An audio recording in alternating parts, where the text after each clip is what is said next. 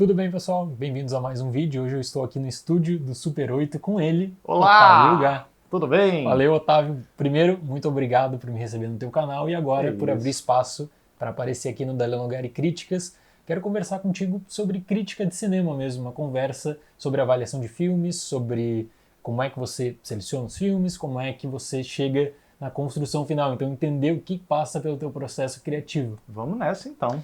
Vamos nessa. Otávio, primeiro, como é que tu chegou na crítica de cinema? O pessoal te conhece com certeza aqui no canal. O Otávio tem o terceiro maior canal de crítica de cinema do mundo. Ou talvez não, às vezes você tá aí, ó, achando uma galerinha. Quem não aí, conhece, o Otávio então tem o terceiro maior canal e sejam, de crítica de cinema do mundo. Fiquem convidados a conhecer com lá. Com certeza, o Super 8. E se alguém tiver vindo através de mim, para saber o que eu ando fazendo por aí, internet afora, também conheça aqui mais sobre o canal dele. Claro, com certeza, com certeza. Eu fico curioso para saber como é que tu começou na crítica. Eu sei que tu já respondeu algumas vezes sobre isso, mas eu queria falar contigo para a gente discutir aí mesmo sobre a avaliação de filmes. Então, se pudesse responder para mim. Foi meio que por acaso. Eu trabalhava num canal de sketches, né, que era Parafernália, e aí quando eu saí de lá, eu pensei, agora eu quero tocar meu canal, mas vou tocar o canal de quê? Aí eu ouvi meu coração. A coisa que eu mais gosto, a coisa que eu mais amo é cinema. Então vamos falar de cinema? Vamos falar de cinema. Eu comecei fazendo listas, por isso que é Super 8, um dos 3 motivos. Super 8 por causa de Otávio, Super 8 por causa da bitola de 8mm, e Super 8 por causa das listas, e eu sempre vou usar o 8. Então beleza, vamos fazer listas, sei que lá, sei que lá. E aí chegou num ponto que eu tava levando muito tempo para fazer uma lista. Eu levava 15 dias, às vezes mais. Eu tenho que lançar mais vídeo. Não dá para ficar com um canal assim, o canal não vai crescer. E aí eu pensei, tá, mas de que forma eu poderia fazer? E bom, a crítica de repente pode te ajudar, né? Porque vai ser um conteúdo mais rápido, só preciso ver um filme. Né? A lista eu assisti às vezes a 40, porque eu não gostava de lançar uma lista com 8 filmes, sendo que, como é que eu posso dizer que esses são os melhores sobre esse tema se eu não vi muitos? Eu tenho que ver uns 40 para garantir, e isso está custando muito tempo. E crítica, vou ver um filme e vou falar sobre ele. Vai ser fácil, pensei. Tolinho. E aí eu percebi que, assim, eu não sou muito bom de falar de improviso, de coisa, porque minha cabeça é muito louca, ela sai rodando, sai procurando coisas, sai acrescentando, aí depois eu, acrescentei isso aqui é bom para encaixar lá no início. Aí eu pego no início, reemendo, começo de novo, me enrolo muito. E eu preciso escrever. E escrevendo eu percebi que eu levo muito tempo. Né? E aí o máximo que eu consegui de produtividade até o momento foi lançar 2 vídeos por semana. Eu fui fazendo uma crítica, aí eu fui pegando o jeito, fui entendendo a minha forma de argumentar, fui entendendo, o pessoal foi gostando, foi tapando os buracos das listas, e de repente a crítica, eu não lembro, honestamente eu não lembro quando foi a virada. De repente a crítica se tornou o carro-chefe do meu canal, começou a dar certo, começou o pessoal sentir interesse, algo que eu sempre fugi, porque eu sempre imaginei, crítica a galera vai fugir, né? Porque parece restritivo o termo crítica. Parece... A pessoa assistiu o filme e aí vai ouvir alguém falar sobre o filme, ou não assistiu e vai pegar a opinião daquela pessoa. Então existe essa questão da crítica que muita gente pensa ser restritiva. Isso, pejorativa. Pejorativa. Crítica é o sinônimo de falar mal. Vai destruir um filme, a pessoa vai colocar o filme para baixo, ou tá ali para avaliar de forma extremamente negativa o filme. Hoje em dia eu meio que fui transformando num ensaio. Eu meio que faço uma crítica-ensaio. Eu discorro sobre um tema ao mesmo tempo que eu estou avaliando o filme. É o que esse filme me agregou.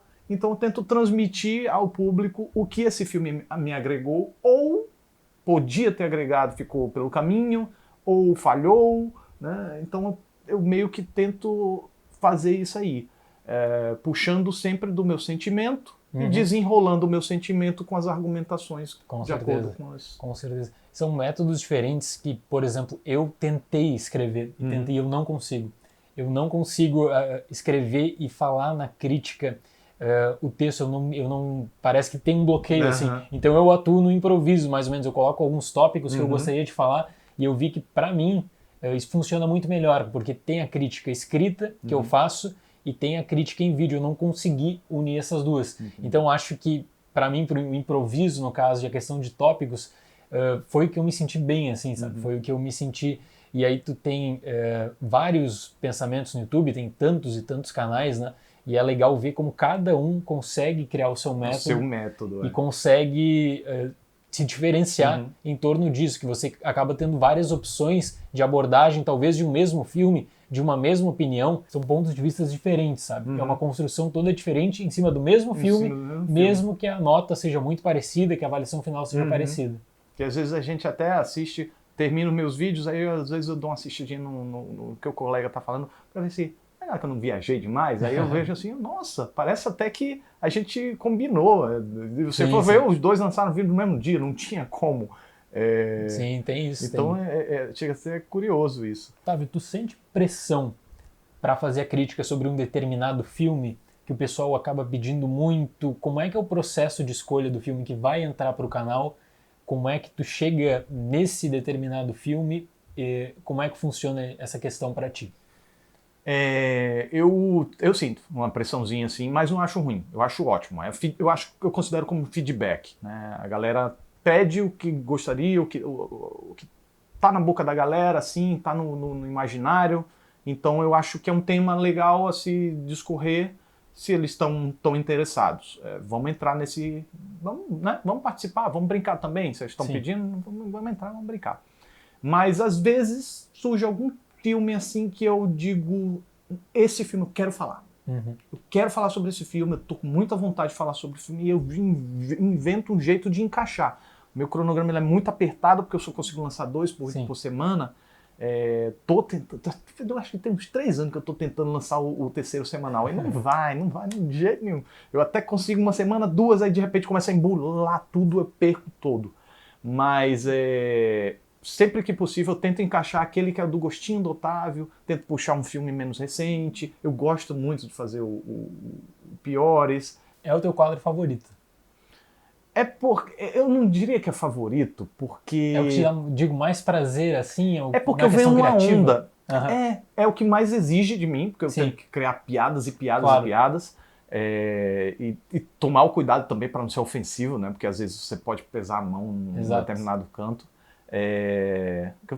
Tem até aquele um pouquinho de humor um pouquinho mais sórdido, assim, mas no limiar, do tipo, não, eu zoaria isso. Eu me zoaria dessa forma, me zoaria. Então tá bom, né? Falar de careca, daqui a pouco você tá careca, então isso aí eu não vejo mal. Mas é porque eu venho numa onda, o Piores ele muda pra mim, porque eu venho numa onda em que eu tô falando muito de crítica, então ele chega pra mudar. Então é um certo descanso da crítica. Então por isso que ele tem esse gosto especial. Um escape, tu diria assim? Né? Então talvez por isso ele tenha esse gosto especial, não por ele ser o meu favorito, porque se eu também só fizesse ele de repente eu enfio uma crítica. Como tu falou, é o que mais demanda na questão criativa. Pra escrever mesmo assim, eu tenho que revisar. Hoje em dia eu reviso o filme, eu assisto ao filme, tento dar a chance. Sim. É curioso, mas muita gente sugere, eu tento dar a chance do filme se provar, aí ele não consegue, e eu, não, realmente vai ter material pro Piores. Depois eu assisto de novo, fazendo um pente fino e revisando o filme todo, porque não é uma crítica. E já te aconteceu, assim, do pessoal pedir tanto um filme, tu ter expectativa e tu falar, não, esse filme não vai dar, eu não vou conseguir falar sobre esse filme, mesmo que o pessoal queira saber mais sobre esse filme, porque não era muito bom, ou porque não era o que tu esperava, alguma frustração tua, sabendo do hype talvez existente da galera? Não costuma acontecer, pelo menos eu não lembro de nenhum exemplo. Mas tem de filme que eu tenho dificuldade. O Maria e João mesmo foi um filme que pra eu sugar alguma substância do filme, gente, tá difícil de desenvolver. É um filme que não se prova, não prova a própria realização. Até na questão da narração mesmo, que eu acho que é um artifício que é usado, porque eles sabiam que estava faltando alguma coisa ali, eu acho que eles tentam com a narração explicar para o espectador da mesma forma que falta alguma coisinha. E é um filme que não se decide. Ele não sabe se quer ser autoral, não sabe se quer ser convencional. Exatamente. Ele fica naquela coisa, pega de coisa no outro, não comunga direito, fica aquela... E parece, nos minutos iniciais, parece que tu vai ter algo autoral, exatamente aquela câmera tremida na primeira cena, que depois meio que desaparece. e aí já começa a tomar uma mesma fórmula, e aí tem esse diferencial da narração. Eu já comecei a desconfiar com aquele prólogo. Esse prólogo aí tá muito... Eu confesso que assim, para mim foi frustrante, porque eu tinha uma grande expectativa. Eu tinha uma grande expectativa, sabe? Pela questão da criativa ali, de trocar o nome, tu já vê que vai ser uma abordagem diferente de uma história clássica. Parece que tem alguma coisa em mente, mas no final das contas... Exatamente. Às vezes, você brincar, eu saí mais vazio do filme do que quando entrei. Exatamente. E esse é um tipo de filme mais difícil de falar, porque é aquele filme que não tem muita substância. Seja para falar mal, seja para falar bem, você desenvolve e vai embora. Sai como água. Vai embora. Mas quando é um filme... É mais difícil. É muito mais difícil. Então, quando chega um desse assim, senta ali de frente ao computador, aí vou, redijo, rodo, penso, vamos pra lá, É verdade. Sabe o que eu acabo sentindo também, às vezes, mesmo tentando assim comentar os principais lançamentos, às vezes tem um filme que ele é tão por fora e que tu vê que ele tem problemas que fica difícil tu tentar pensar o que tu vai falar.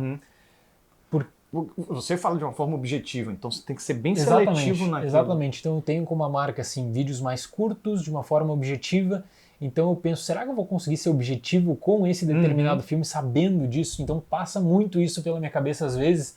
Então tem filmes que, mesmo não conseguindo fazer um texto para falar sobre esse filme, fazendo alguns tópicos, eu fico pensando o que esse filme tem para me oferecer. Então demanda, eu fico tanto tempo pensando assim, sobre como é que eu vou tratar sobre um filme que pode parecer crítica fácil em determinados casos. É muito gostoso falar de alguns filmes, você se sente mais à vontade. Só que realmente tem filmes assim que são bem problemáticos até você conseguir engatar um pensamento, até você conseguir, demanda tempo e é realmente uma questão... É complicado e eu não sei se você sente isso assim também, mas eu tenho um certo receio de me repetir. Tenho. Leitura ajuda, ver filmes ajuda, ver críticas de colegas ajudam a pegar um termo diferente para dar aquela uma coisinha diferente aqui, ali. Porque às vezes você se repete naquele termo, mas às vezes você talvez não, porque você tenta buscar filmes mais autorais, mas quando você entra naquele ciclo de filmes muito batidos, assim, como é que eu não vou me repetir se os próprios filmes já estão se repetindo? Verdade. Não, tu sabe que nessa questão, geralmente, de janeiro, tem muitos lançamentos e o mês de janeiro ele é um mês problemático porque as distribuidoras elas acabam jogando alguns filmes que outrora pensavam que esse filme teria um impacto grande, e aí chega no mês de janeiro. Então, mês de janeiro tradicionalmente é um mês de filmes ruins ou não tão bons assim. Então, nessa questão da repetição, eu fico pensando, poxa, determinado filme é ruim e na mesma semana tem um outro ruim. Como é que eu vou construir a argumentação final justamente para... Parecer que eu sou um hater, que eu não gosto de nada. Exatamente, parecer que eu sou um hater. Eu recebi esses dias um comentário falando de Os Órfãos e a pessoa falou assim, mas você odeia todos os filmes de terror, sendo que naquela semana saiu... Tava saindo uma sequência de filmes... Você falou da Possessão de Mary? Não, esse eu não falei. Esse eu não falei. Nossa Senhora. Ele, aí Os Órfãos, a Maria, teve mais um, se eu não me engano. O Grito.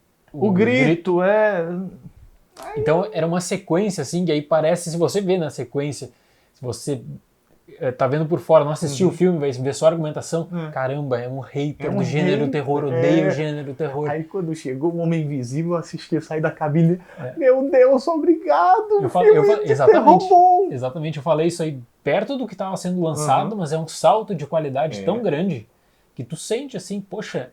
Por que lançaram agora em janeiro? Porque geralmente é esse período realmente que vem os... Janeiro e fevereiro. Não, foi fevereiro. Foi fevereiro, mas janeiro e fevereiro, que são os meses de descarte chamados, né? Exatamente. Tomara que faça uma boa bilheteria para que, sei lá, continuação nem torço mais. Mas... Não, mas mesmo assim é um projeto que ele acaba sendo barato, que se não me engano o orçamento é de 7 milhões de dólares. Que ele vai conseguir, já tem o marketing foi bem feito, então lançamento em vários países já ao mesmo tempo, tem esse hype que é criado, levando em conta que os filmes anteriores ali não foram tão bons, então tem isso também. Aquele impacto de chegar quero ver um filme de terror legal, qual que você me recomendar? dentre todas as opções que a gente falou, vai ver o Homem Invisível que você não vai se decepcionar. Sabe que eu fiquei muito curioso porque essa produtora é a Blumhouse, que tá fazendo vários filmes de terror e tal. E geralmente o terror farofão. Geralmente o terror farofão, isso que eu ia te falar. Tem um filme que eu assisti, que é A Ilha da Fantasia. Esse filme, ele tem um tipo todo clichêsado, aquele terror que tu espera, de sustinho e coisa. E aí tu chega na mesma produtora, tem o Homem Invisível, que é um outro método, é uma outra abordagem do terror. Então é interessante pensar nisso, né? É interessante que a própria produtora, ela acaba se... internamente, o mesmo filme, com 7 milhões de dólares, eles fizeram o Homem Invisível, 7 milhões de dólares fizeram A Ilha da Fantasia. São abordagens completamente diferentes. E o Homem Invisível não deixa de ser um terror popular. Exatamente, né? exatamente. Tem o peso simbólico, que carrega esse peso simbólico de já ter um filme na década de 30 que o pessoal do gênero terror curte muito, que é quase um consenso, que é um filme muito interessante, um filme muito bom. E da mesma forma que tinha esse peso, consegue construir uma nova narrativa. Tem a memória recente do filme do Paul Verhoeven. Exatamente, né? Que acaba sendo a principal comparação que eu acho que o pessoal vai fazer quando for entrar na sala, quem assistiu. Muita gente até me perguntou, você gostou mais do que o do Paul Verhoeven, do Kevin Bacon? Né? Eu digo que... Não, sendo bem honesto, gostei mais. Gostei mais. É porque o do Kevin Bacon, ele mais. Tem um charme próprio, assim, do jeito de filmar do Paul Verhoeven, o charme do próprio ator do Kevin Bacon, que ele é aquele maníaco carismático. Ele consegue fazer um vilão carismático poucos, assim. Gosto muito do Kevin Bacon. E o filme ele tem um charme dos efeitos visuais. Verdade. Então ele tem o seu lugarzinho. Tem o seu espaço, mas na comparação eu também achei... Mas como conjunto da obra, como fechamento, como sair do filme, a satisfação que você sai do filme, assim, quando você vê... Que é aquela satisfação, entre aspas, né? Porque essa satisfação por estarem tocando nesse assunto, que é um assunto interessante e importante. Perfeito. Mas não pelo assunto existir, né? Porque a gente tá sempre... Uma das pautas do canal, principal aqui do canal, é a discussão sobre o Oscar. Então eu tento falar sobre os filmes, sobre todos os indicados. Eu quero perguntar a tua relação com o Oscar agora, especificamente. Tu curte a premiação? Tu se emocionou com o Parasita vencendo o melhor filme? Como é que, então, primeiro, tu curte a premiação e como é que chega essa construção para tu se emocionar vendo Parasita ganhar melhor filme? Como é que é pra ti isso aí? Como é que funciona o Oscar na tua cabeça? Eu lembro de eu assistir ao Oscar bem pequenininho, da época que eu não assistia aos filmes. E eu ficava fantasiado por aquilo e... Ao mesmo tempo que gente, onde é que estavam esses filmes que eu não vi, passaram e não vi falar? Por que os filmes que eu vi não entraram aqui, não são os melhores? Poxa vida, sei lá, o Batman, por que o Batman de 1989 não foi indicado? Por que, sei lá, enfim, né? Os filmes que eu gosto não são indicados.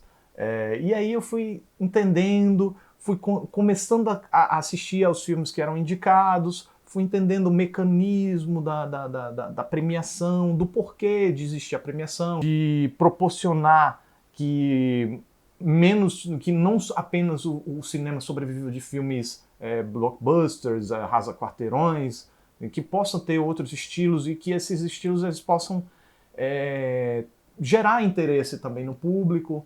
Então essa é uma premiação que funciona para essa razão. E ultimamente, desde quando eu criei o canal, eu geralmente assistia, dava preferência da categoria principal. Claro. E eu abandonava um pouco os outros e eu fui gradativamente acompanhando mais, e mais e mais. E desde que eu criei o canal, eu venho também querendo completar tudo, e esse foi o ano que eu mais consegui ver dos indicados. Eu acho que só ficou faltando o Milagre da Superação, que não deu muita vontade de ver, até porque estava indicado em música, a música eu vi, né?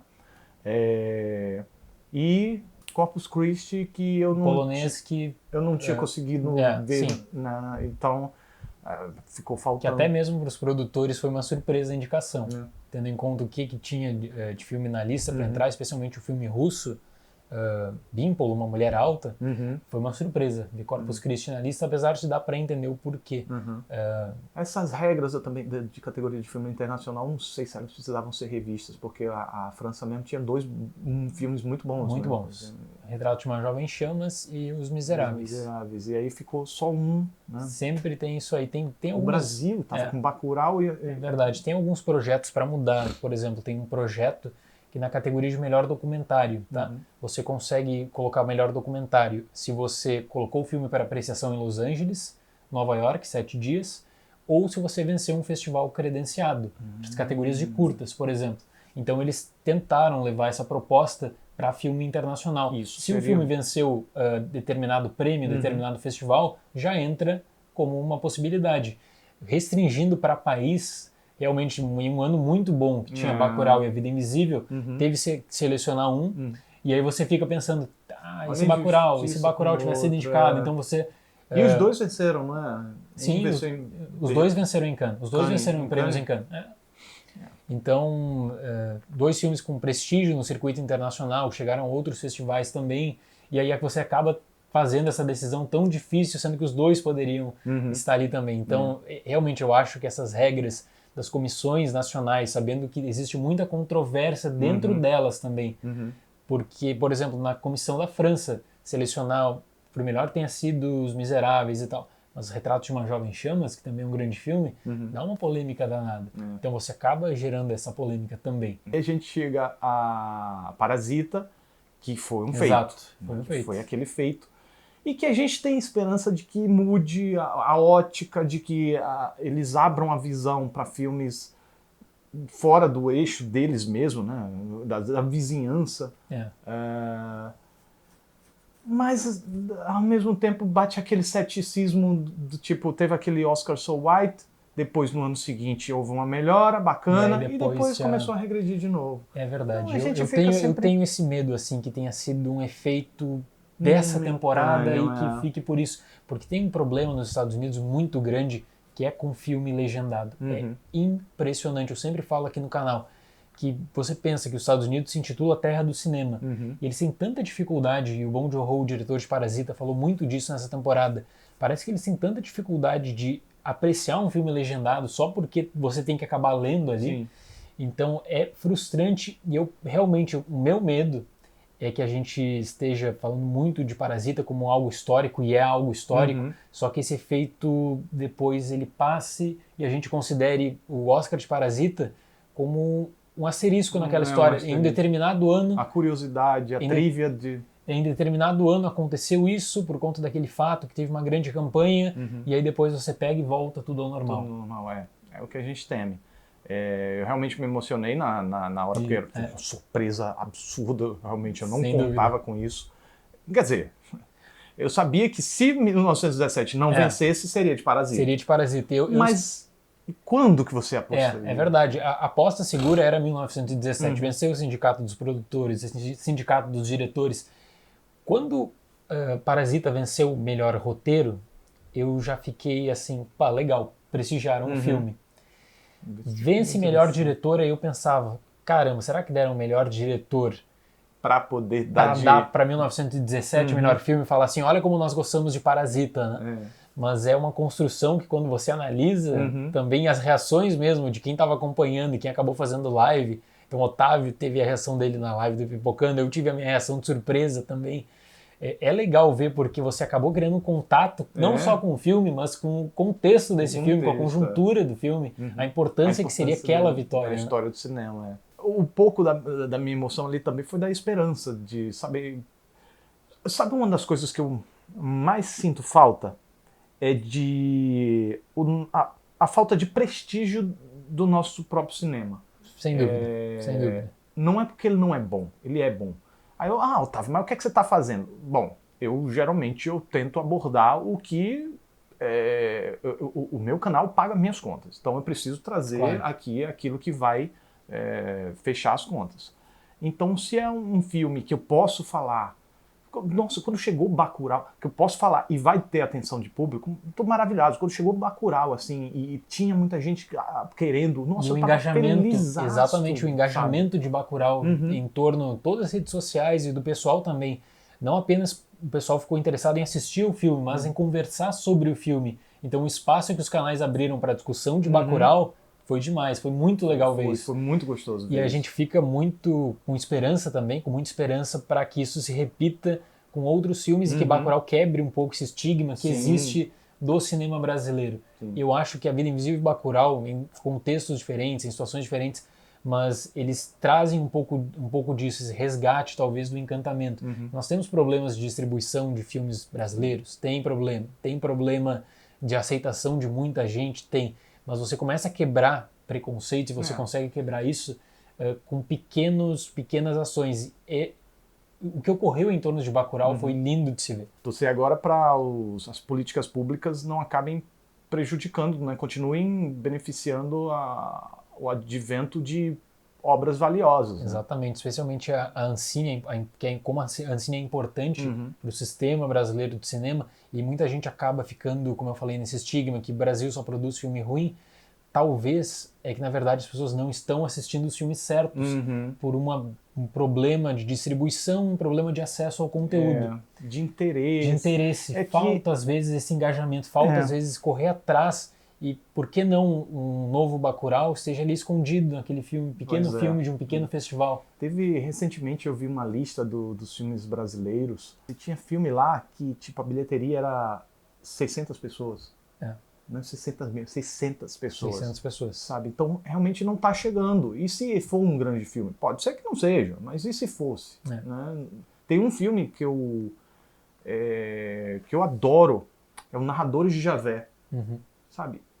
Na época que lançou, eu nunca vi ninguém falando sobre esse filme. O filme é maravilhoso, uma delícia de filme. E você tem vários casos, talvez, quando você não tem a assinatura do diretor com um nome como é o Kleber, ou você não tem uma grande estrela no elenco e você não promove, sei lá, uma comédia pastelão, você não promove algum outro gênero que é tão popular, esse diretor ele tem a dificuldade para colocar o filme no mercado, o filme ele não consegue exibição, espaço nas salas, porque o exibidor também pensa, mas vou colocar esse filme, poderia estar colocando um outro que me daria mais dinheiro. Sim. Então existe tudo isso também, que é uma mudança que ela deve ser feita aos poucos, só que também a gente pensa assim, aos poucos, mas até quando a gente vai ficar falando disso até aos poucos?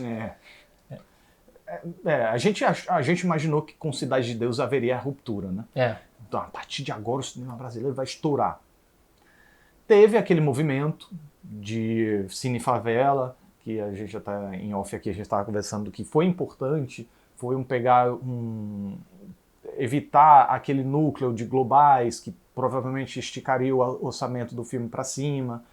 Foi um movimento que deu certo com Cidade de Deus, então vamos vamos explorar isso aqui e tudo tal. Então a gente presumiu que iria sair mais coisas desse sucesso. Só que acabou que foi murchando.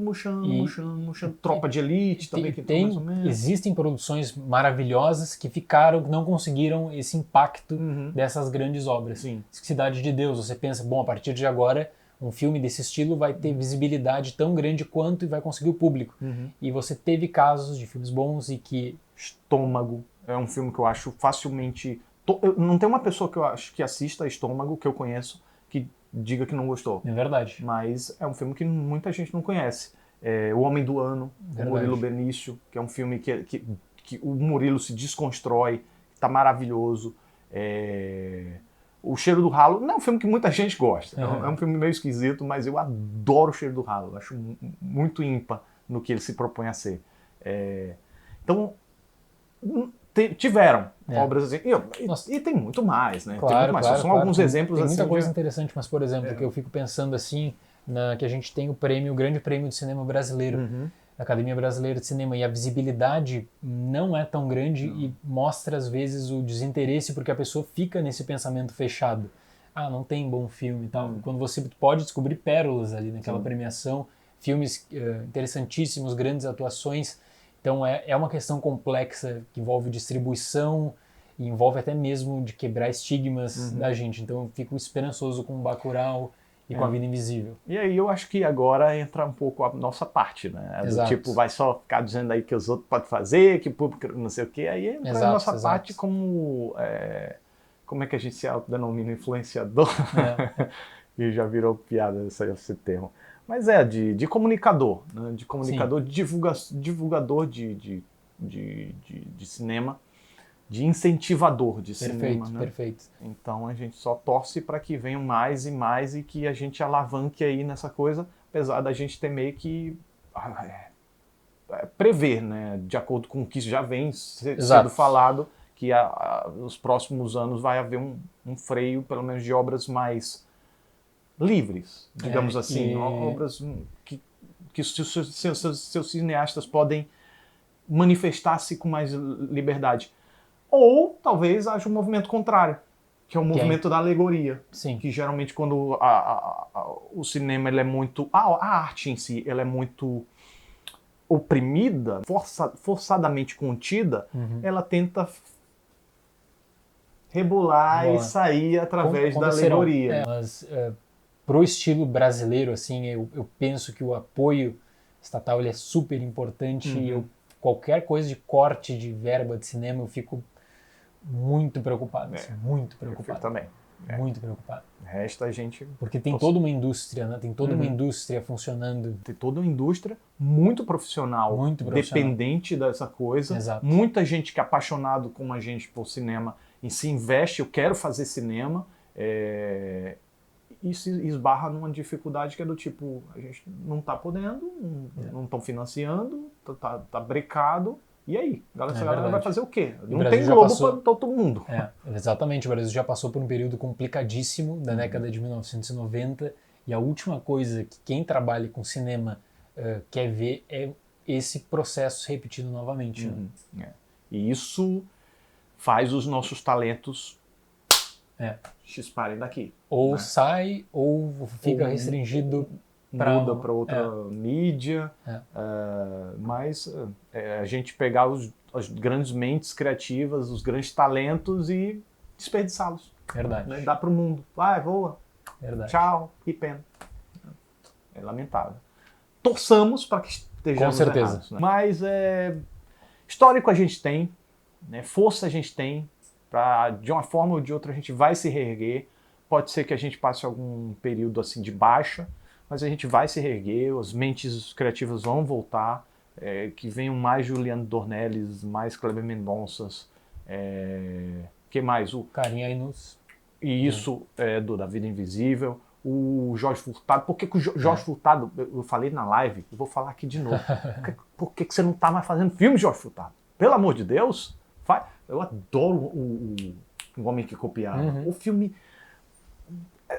Eu realmente gostaria muito de ver esse filme sendo lançado hoje, para ver como ele impactaria no impacto Verdade. Nesse mundo nosso atual, panorama, porque é um filme muito comercial, é um filme muito ele é engrandecedor, ele tem conteúdo e ao mesmo tempo ele é palpável, é muito fácil de ser digerível por todo mundo e chega a ser engraçado também, é bem atuado. Nossa, eu gostaria de ver mais filmes assim como Dois Coelhos. Eu não acho tão fenomenal, mas eu acho que é um filme que é um filme que dá autoestima ao brasileiro, claro. Sabe? Eu lembro que quando Dois Coelhos foi lançado, muita gente viu o filme, caramba, teve efeitos especiais muito bons, não sei o que, o filme é muito divertido, não sei o que lá. E é bacana ver o brasileiro tendo orgulho do próprio cinema. Né? É isso que eu sinto falta. Verdade. Com certeza eu acho... E eu espero e torço, mesmo com tudo isso que a gente falou, que com Bacurau seja esse ponto inicial para que essa situação seja resolvida. Muito a gente falou no ano passado sobre Bacurau, ainda hoje a discussão vai continuar, porque ele está estreando vai continuar, que está estreando em março nos Estados Unidos. Então a gente ainda vai repercutir. A gente vai ter a repercussão de lá e a gente vai retomar a discussão. Tendo em vista também agora o que está sendo comentado lá, sabendo... Vai ser indicado no Oscar. Ousado, mas é difícil, é bem difícil. É difícil. Mas vai que, né? A gente... Vai que, com uma campanha de lembrança do caso da Kino, que é uma distribuidora pequena, mas enfim, uma grande aposta, por que não? É difícil, mas não é impossível. Otávio, muito obrigado mais uma vez por me receber aqui no teu estúdio. Pela conversa. Espero que seja a primeira de muitas. Tomara. Fico muito feliz mesmo. Certo, pessoal? Espero que tenham gostado desse vídeo de hoje. Muito obrigado pela atenção aí de todos. Até mais e tchau. Tchau!